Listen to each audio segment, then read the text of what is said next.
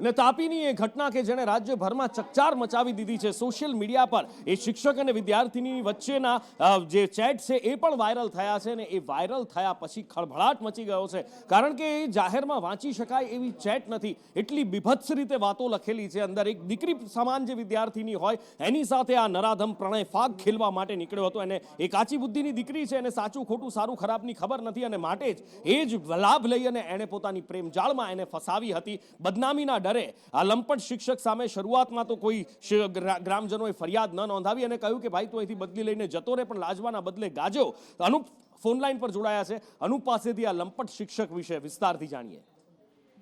જી નુપુર, સમગ્ર ઘટના છે સોનગઢ તાલુકાની છે, જે એક ગામની અંદર આ ઘટના બની છે અને પ્રાથમિક શાળાના જે મુખ્ય શિક્ષક અને જે પ્રિન્સિપાલ કહેવાય તેના દ્વારા આ જે એની લંપટ લીલા બહાર આવી છે. જે 8મા ધોરણની એક સગીરા સાથે પ્રણય ફાગ ખેલી રહ્યો હતો અને એની સાથે વોટ્સઅપ પર ચેટ પર વાતો કરી રહ્યો હતો અને જે સગીરાએ એક ગામના જ એક જાગૃત યુવક સામે આ બધી વસ્તુની કબૂલાત કરતા તેની લંપટ લીલાનો ભાંડો ફૂટ્યો છે. અને જોવા જઈએ તો જે તાપી જિલ્લાનું આ કારણે ફરી એકવાર પ્રાથમિક જગત શિક્ષણ જગત સર્વસાર થયું છે. ભૂતકાળમાં પણ બટન પાર્ટીઓ, ધર્મ પરિવર્તન જેવા અનેક સંવેદનશીલ બાબતોની ફરિયાદ થઈ ચૂકી છે.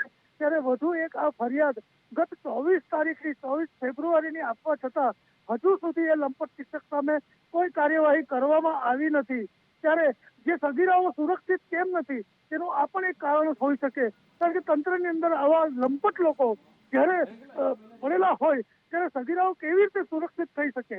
અને જે જિલ્લા પ્રાથમિક શિક્ષણ અધિકારીનો સંપર્ક કરતા તેઓને આ બાબતે હજુ સુધી કઈ જાણ નથી થઈ, એ પણ એક નવાઈની વાત છે. ત્યારે તંત્ર ક્યાં જઈ રહ્યું છે તે તંત્રના અધિકારીઓને જ ખબર નથી.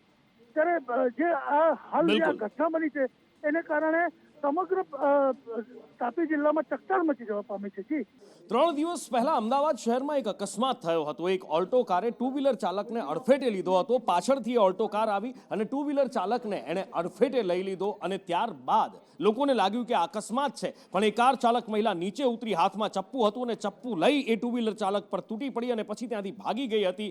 અને જ્યારે તપાસ થઈ ત્યારે ખબર પડી કે 13 વર્ષ પહેલા દાજેલી આ મંગેતર હતી, સગાઈ તૂટી ગઈ હતી અને 13 વર્ષ પછી બદલો લેવા માટે સામે આવી હતી. અને રિંકુ પોતાનો બચાવ અત્યારે કરી રહી છે અને કહી રહી છે કે મને બ્લેકમેલ કરવામાં આવતી હતી, માટે મેં આ પગલું ભર્યું હતું. આખરે શું છે સત્ય, કશ્યપ પાસેથી જાણીએ.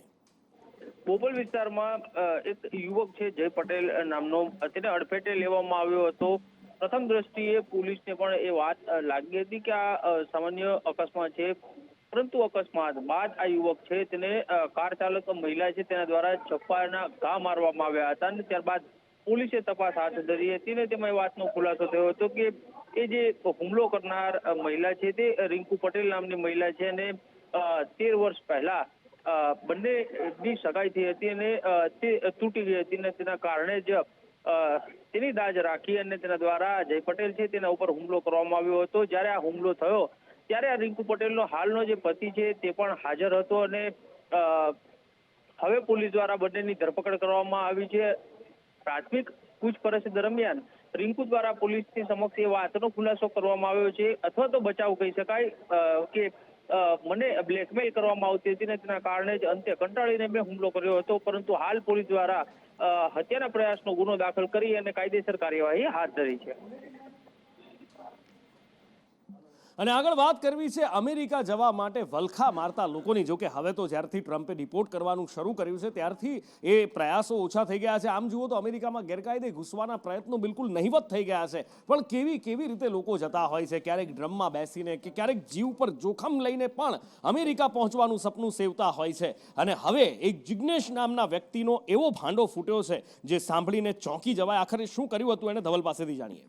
જી નુપુર, અમેરિકા જવા માટે ગુજરાતના યુવાનો અને દેશના યુવાનો કઈ દિશામાં જઈ રહ્યા છે એ કંઈક સાંભળવાના નવા કિસ્સાઓ લોકો પાસેથી સામે આવી રહ્યા છે. જ્યારે પોલીસ તપાસ થઈ ત્યારે ધ્યાનમાં આવ્યું કે કલોલનો જિજ્ઞેશ પટેલ નામનો વ્યક્તિ મુસ્લિમ યુવક બનીને અમેરિકા પહોંચે છે. પહેલાં તો કેનેડામાં જાય છે અને કેનેડામાંથી અમેરિકામાં પ્રવેશ કરે છે અને જ્યારે અમેરિકન આર્મી દ્વારા તેના પાસપોર્ટ સહિત તેના ડોક્યુમેન્ટનું ચેકિંગ કરવામાં આવે છે ત્યારે ખબર પડે છે કે આ તો ગુજરાતનો કલોલનો યુવાન છે અને એનું નામ તો જિજ્ઞેશ જિગ્નેશ પટેલ છે. જો કે આ સમગ્ર મુદ્દે પોલીસ તપાસ થઈ છે અને પોલીસ તપાસ બાદ તેમના પાસપોર્ટ સાથે એટલે ભારતીય પાસપોર્ટ સાથે ચેડા મુદ્દે તેની પોલીસ ફરિયાદ પણ થઈ છે. જો કે મહત્વની વાત છે કે આ યુવાન જે અમેરિકા ગયો હતો એ જિગ્નેશ પટેલને અમેરિકન સરકારે પહેલાં પનામા મોકલીને પનામાથી તેને ભારત પરત મોકલ્યો છે, ડિપોર્ટ પણ કર્યો છે. પરંતુ રોજગારી માટે ગુજરાતના અને ભારતના યુવાનો શું નાટક કરી રહ્યા છે. આપણે ઘણા બધા કિસ્સાઓ સાંભળ્યા છે. એમાંનો આ એક નવો કિસ્સો છે કે જિગ્નેશ પટેલ મુસ્લિમ બનીને વસીમ ખલીલ બનીને અમેરિકા પહોંચ્યો હતો. આગળ વાત કરવી છે યુનિફોર્મ સિવિલ કોડની, અને યુનિફોર્મ સિવિલ કોડ લાગુ કરવા માટે ગુજરાત મક્કમ હોય એવું સ્પષ્ટ દેખાઈ રહ્યું છે. ઉત્તરાખંડ પછી ગુજરાતમાં યુનિફોર્મ સિવિલ કોડને લઈ અને મોટી સળવળ થઈ રહી છે, અને યુનિફોર્મ સિવિલ કોડ માટેની કમિટી બનાવી દેવાઈ છે. આ કમિટીની અધ્યક્ષતામાં આજે એટલે રંજનાબેનની અધ્યક્ષતામાં, રંજના દેસાઈની અધ્યક્ષતામાં આજે મિટિંગ પણ મળી હતી. એક્સપર્ટ્સના મત લેવામાં આવી રહ્યા છે અને કેવી રીતે આનું ગઠન થઈ શકે, 45 દિવસમાં રિપોર્ટ નહીં સોંપી શકે તેવું પણ કમિટીના અધ્યક્ષ રંજનાબેનનું કહેવું છે. पब्लिक कंसल्टेशन के लिए लोग जाएंगे और एक ड्राफ्ट बनाने वाली कमेटी, फिर दिल्ली में भी हमारी मीटिंग्स होगी, वहाँ भी हमने ऑफिस इस्टेब्लिश किया है. और ये सिविल कॉमन सिविल कोड जो है वैसे उत्तराखंड में भी लागू हुआ है, आपको पता है. ये तो कॉन्स्टिट्यूशन में भी लिखा है डायरेक्टिव प्रिंसिपल्स में, और सुप्रीम कोर्ट ने बार बार जजमेंट दी है. इसलिए ये जो ड्राफ्टिंग का काम जल्दी ही शुरू होगा, और हम होप करते हैं कि जितना जल्दी हो सके हम ये पूरा करेंगे. અને દીવથી ભયાનક દ્રશ્યો સામે આવ્યા છે. હવે એની વાત કરવી છે. આમ તો દીવ એટલે પોર્ટુગીઝ સમયની ઘણી બધી યાદો પણ જોવા મળે. ત્યાં આગળ દરિયો અને એની સાથે સાથે ગ્રીનરી, જબરજસ્ત અહીંયા આહલાદક દ્રશ્યો જોવા મળતા હોય છે.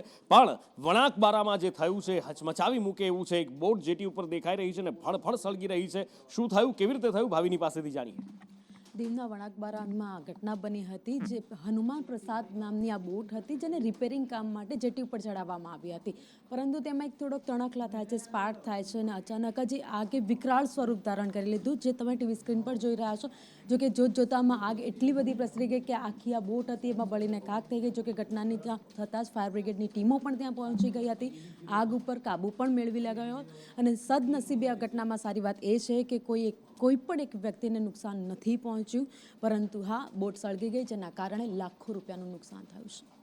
અને આગળ વાત કરવી છે પાણીના પોકારની. હજી તો ઉનાળો શરૂ થયો છે, નથી થયો એવી હાલત છે. થોડી ઠંડી છે, બપોરે થોડી ગરમી છે અને ઉનાળાની હજી શરૂઆત થવા જઈ રહી છે. પણ ત્યાં જ પાણીનો કકળાટ શરૂ થઈ ગયો છે. વડોદરા શહેરમાં એકતાનગરના રહીશો પહોંચી ગયા હતા વોર્ડ ઓફિસ અને માટલા ફોડી અને વિરોધ કર્યો હતો. એમનું કહેવું છે કે છેલ્લા ઘણા સમયથી પાણી અનિયમિત આવે છે, પાઇપમાં પ્રેશર નથી આવી રહ્યું, પાણી વગર વલખા મારવાનો વારો આવ્યો છે. અને આજે લોકોનો એ ધીરજ લોકોની જવાબ આપી ગઈ હતી અને આક્રોશ ચરમ પર પહોંચ્યો હતો. માટલા લઈ વોર્ડ ઓફિસ પહોંચ્યા અને વોર્ડ ઓફિસરે પણ સ્વીકાર્યું છે કે હા, આ તકલીફ છે, આ સમસ્યા છે, પણ એ સ્વીકારવાથી શું થશે, એનું નિરાકરણ ક્યારે, એ સવાલ છે.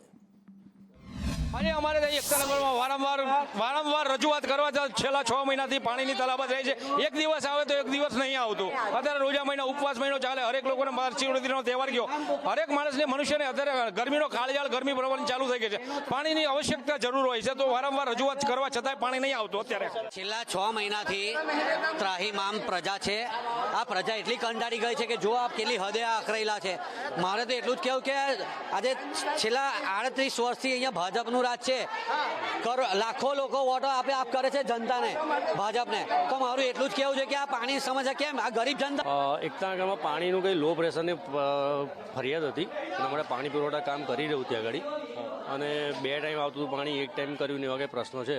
અમારી ત્યાં પાણી પુરવઠામાં વાત ચાલે છે, વિતરણમાં હું એમની સાથે વાત કરી લઉં છું અને શું છે પ્રશ્નોનું નિરાકરણ આવે.